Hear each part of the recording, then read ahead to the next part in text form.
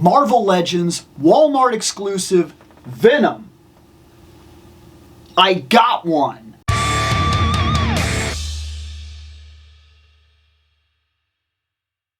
I got Venom.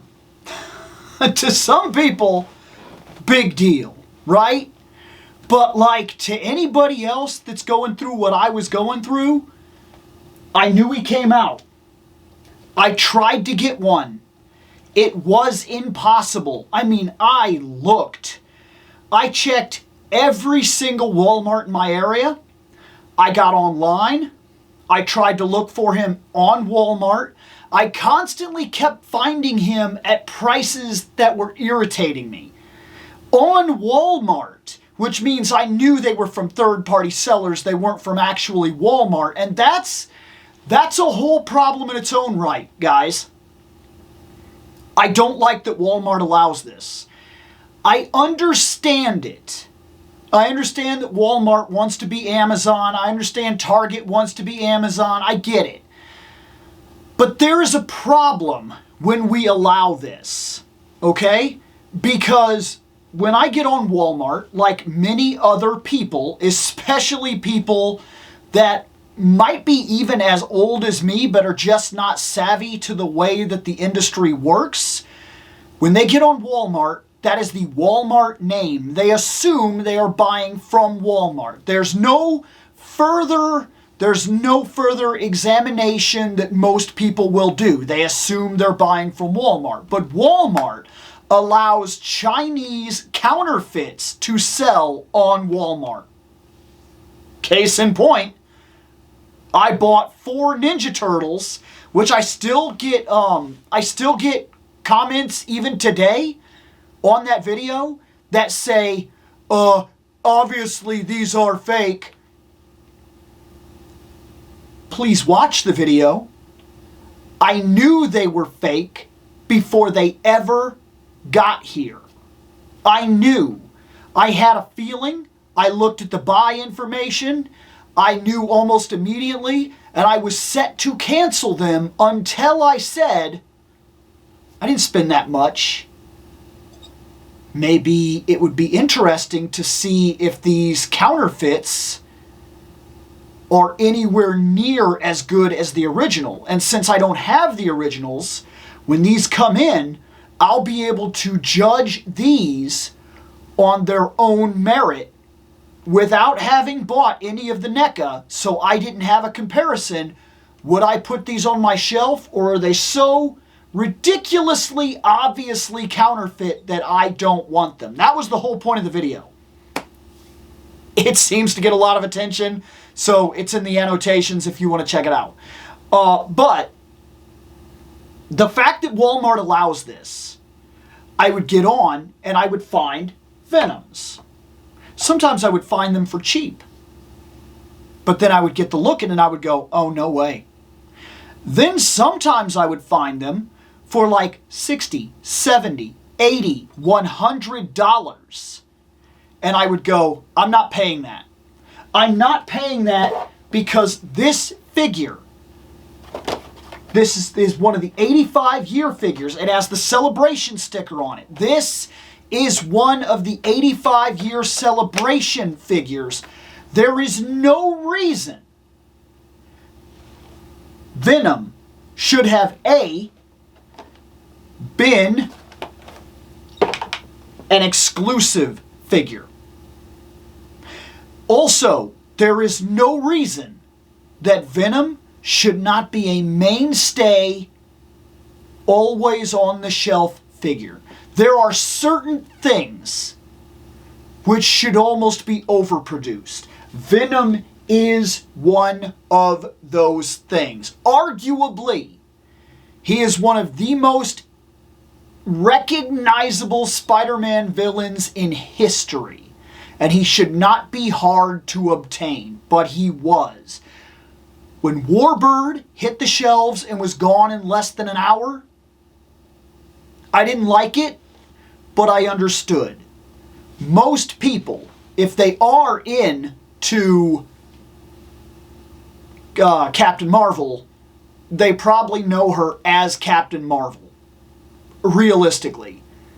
Even if they're into Ms. Marvel, there's a chance that the general public of just random walk-in buy figures people don't recognize her in that outfit because, let's be honest about the situation, regardless of how much we like comic books, I know what Ms. Marvel Warbird is, and I knew I wanted it.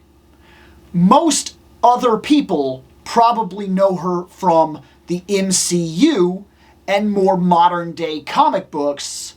That costume is kind of hardcore retro at this point. And then most of her comics go into even retro at that point, even past. But I understood it. I was willing to say I'm not happy with the fact that I can't get one, but I get that she was going to be limited. I'll have to cross my fingers and hope for another time. This guy, I was truly irritated. And I kept finding him on things like Macari. But then I kept remembering that I've bought things from Macari that are customs and things of that nature, and I didn't want to take the chance that it wasn't actually this. I wanted Venom. I wanted this figure. I wanted the official figure. And I have seen a couple of videos reviewing the counterfeits, and you almost can't tell the difference.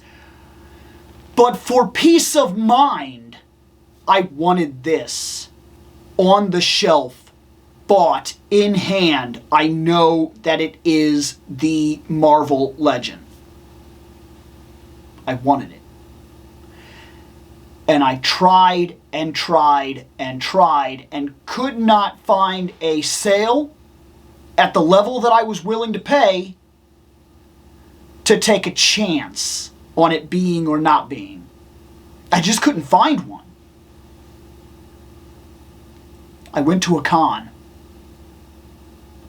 And there it was. And I talked to the guy before I bought it, and he told me he got both of his from Wal-Mart. Got them off the shelf. And I know this seller, so I wasn't worried about him like BSing me. I knew him. I've seen him at multiple cons. I've bought from him multiple times. I even know him well enough that I was joking around with him and talking about G.I. Joe and stuff like that. So I wasn't concerned when he told me this was real. So I was like, fantastic. And I finally got one. I don't know who else was having stories like mine, where they just couldn't get him and they didn't know whether they wanted to spend the money they wanted to spend. This guy, the guy I bought him from, had him marked at 50. I talked him down to 45. Venom. Fantastic. I straight up love Venom. And I think that Venom does something that a lot of other people don't seem to really think about when it comes to Spider-Man. But before the intro drags out way too long, let's do it. Let's open him and let's compare him to Spider-Man. We'll compare him to my favorite Spider-Man. That way we really got a good bead for just how well or not well this figure is done. Let's do it. Let's open him. Here we are at the table. We got Venom. We got Spider-Man. Okay, this is the Renew Your Vows Spider-Man. I already did a video on him. I talked about how he is easily, if I could pick one Spider-Man to put on the shelf, and that's exactly what my goal was to find one Spider-Man. One absolute end of days. This is my Spider-Man for the shelf. Who am I going to pick? That was him. I already talked about it. This is who I wanted. I got him. There he is. Fantastic. Videos in the annotations. But I've also been saying for a long time that I need a Venom. One. Absolute. No joke. No holds barred. Venom. And I needed to be careful about the one that I picked.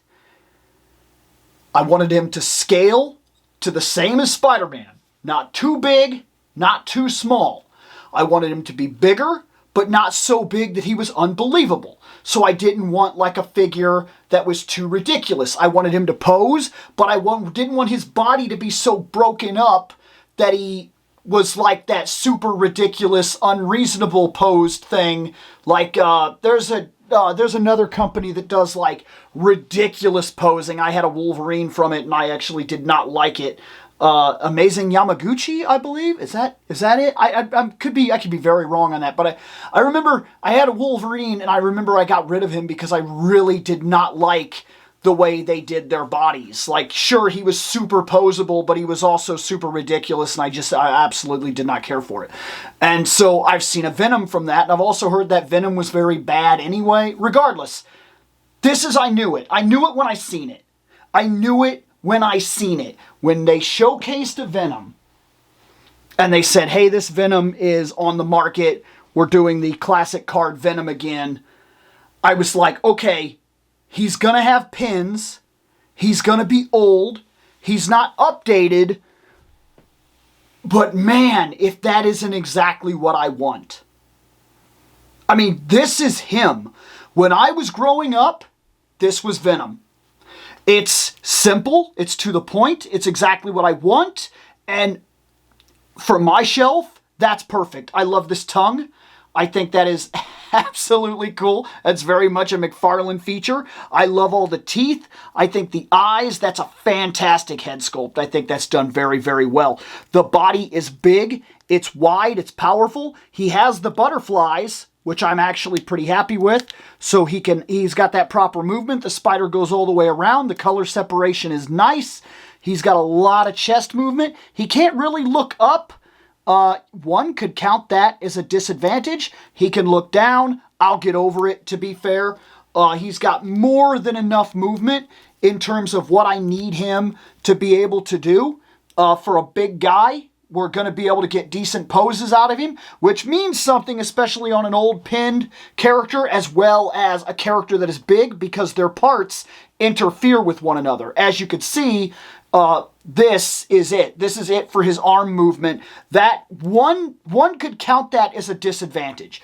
But I would argue that Venom is bigger than Parker, but not as mobile as Parker. He still has a lot of mobility, and we expect that. And we expect him to be able to do wild poses and everything like that. Something to the key of this. But we also still want him to maintain what he is. He's the bigger version of Spider-Man, the evil mirrored version. And that right there is absolutely perfect. I don't hate that at all. He does come with a different face. Very much McFarlane style face here.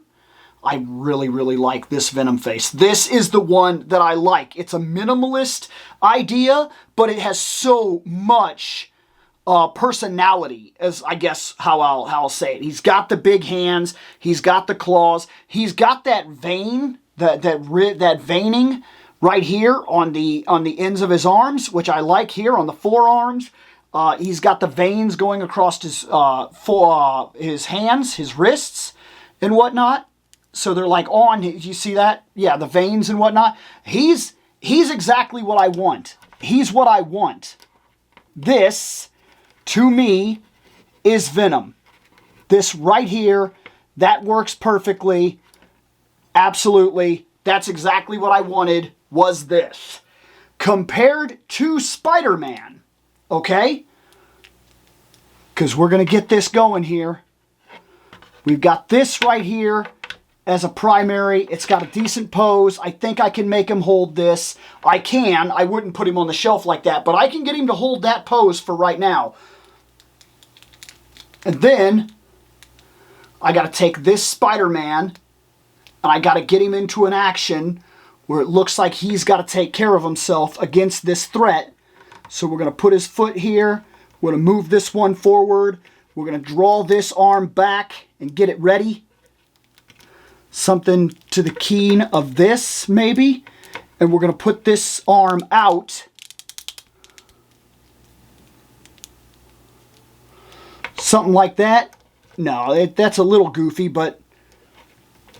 Or maybe I'll just go all the way down. Like this kind of thing. Get his arm out there.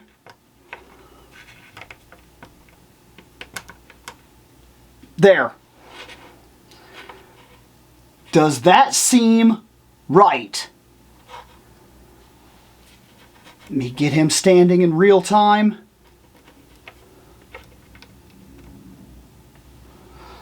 And there it is. Does that seem right? Does that seem... I think that for the shelf, I think we're looking at something really solid there. If I can get in real time these characters to look the way I want them to be, then it works for me. Because that was the whole idea, was that these two, I could put them on the shelf, I could make them fight or whatever, I could do some action figure photography and get all my web pieces out that I've got. To me, this is perfect. Couple of issues. He can't look up. I think that I'm going to have to work on that dynamic when I do poses and things like that, but I don't think that it's going to be any kind of a deal breaker. I think this guy is exactly what I wanted. And for $45, I'm not disappointed in the money that I spent. Venom did something for me mentally when I was growing up that I don't think a lot of people seem to talk about. Venom was bonded with Spider-Man. Okay? The symbiote was bonded with Spider-Man. It was with him for a while, and then he tore it off. He had the help of Mr. Fantastic and whatnot in order to do this, but he removed the symbiote. It ends up on Eddie Brock, whose life he believed was ruined by Spider-Man and Peter Parker. Well, this causes Eddie to have a hatred towards Parker and a hatred towards Spider-Man, while the symbiote also hates Peter Parker for having rejected it. It falls on Eddie. It forms Venom, a poison to the life of Peter Parker and Spider-Man in general. Venom, as it were. And Venom, I've always found this interesting. Venom has stronger webs. His agility is on par, if not greater, than Peter's. In some continuities, he does not trigger the spider sense. That's dangerous. But I don't think people stop to think about this. The symbiote showcases just how strong Peter must be. The symbiote augments Eddie Brock to be more like the thing that he hates, Parker, in order to get back at Parker. And puts him almost on par with Parker. Spider-Man can fight Venom, but it is a rough fight every time. And in some cases, Venom wins that fight. And if we're really thinking about that, Venom is an imitation of Spider-Man's powers. That is it. That's it. The symbiote imitates what came before. That's all it's doing. So, I have often wondered, I really have, just how strong was symbiote Spider-Man. Not black suit Spider-Man, there is actually a difference. Black suit is just him wearing the black suit. That is a real thing, he wears the black suit. But symbiote Spider-Man must have been immensely dangerous. Because if it can augment Eddie Brock, who, by the way, is just a guy. He's a guy that lifted some weights. He's just a guy. If it can take just a guy and put him on par with Spider-Man, and Spider-Man is already a man, augmented with spider powers that can survive grenades, missiles, He can act as the landing gear for a plane. He can lift 50 times his own body weight. He has a trigger sense that warns him about danger preemptively to the point where it's basically like viewing the future. I mean, these powers, Spider-Man is powerful enough that he was able, before he was good even, this was before he was good, he was able to take on the Fantastic Four. He went in and just wrecked house. Arguably, the Fantastic Four did not want to hurt him. Because if they did, I think even back then, especially back then, if Ben wanted to hurt Spider-Man, Ben could have done it. Ben has punched out the Hulk. It cost him a hand, but he has punched out the Hulk. Ben can knock Spider-Man out. There's no doubt in my mind it can happen. And Mr. Fantastic, the Human Torch, the Invisible Woman, she just traps Spider-Man in a bubble. Doesn't matter that he has spider sense. He can't escape it. She just encloses the entire room in a bubble, closes it, allows herself and everybody else to pass through that bubble, traps him and smashes him in a little thing, and there's nothing he can do about it. She's broken. You want the truth of it.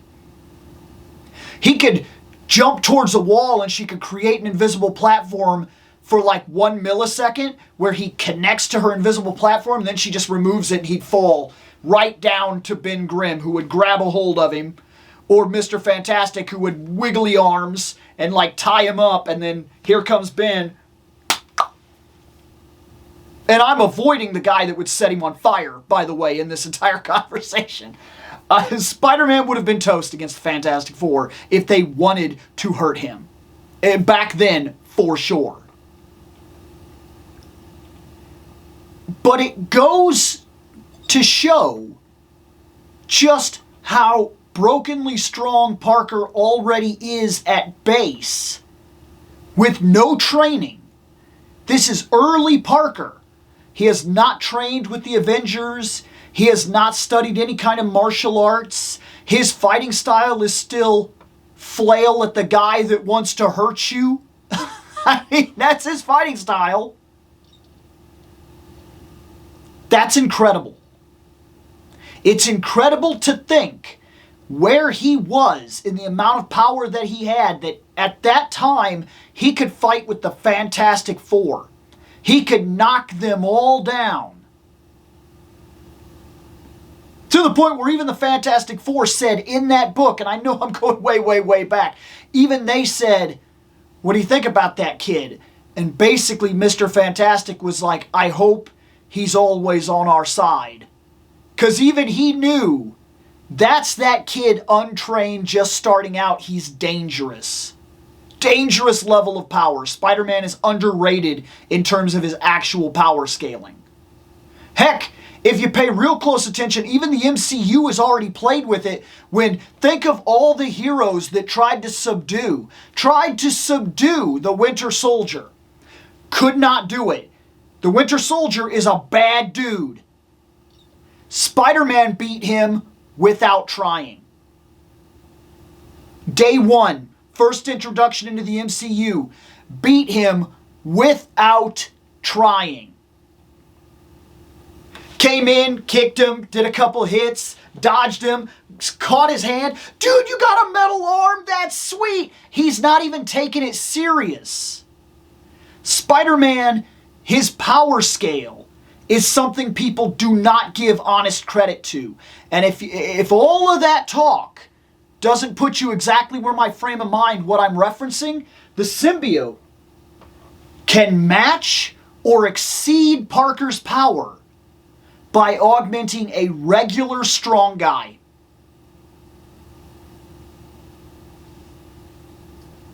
How strong was symbiote Spider-Man? I think there's even a book where they talk about the symbiote Spider-Man. There's like a what if where he keeps it or whatever. And I think that kind of explains how broken he's actually supposed to be. But like, if you really break it down, if you really look at the power physics of the universe and you don't pull punches and you say, this is what a character's actually capable of. If we added this, this is what it can do to a regular guy. What would it do? So if I'm to assume, this is just an argument, if we are to assume, if we are to make the argument that Venom is physically stronger than Spider-Man, and Spider-Man can lift 50 times his own body weight, easily, by the way, he can easily do that. I know that's a feat he can accomplish. Then that, if you can augment a regular guy past that ability, what does augmenting a guy that's already there do? I mean, he had to have been broken. Ever since Venom was introduced, my mind has ran circles as to just how strong Symbiote Spider-Man had to have been. I mean, it stops me sometimes and really does make me wonder. But I've got him for the shelf now. And I am thrilled to add Venom to the shelf. I think we've talked Spider-Man long enough. I'm going to get out of here.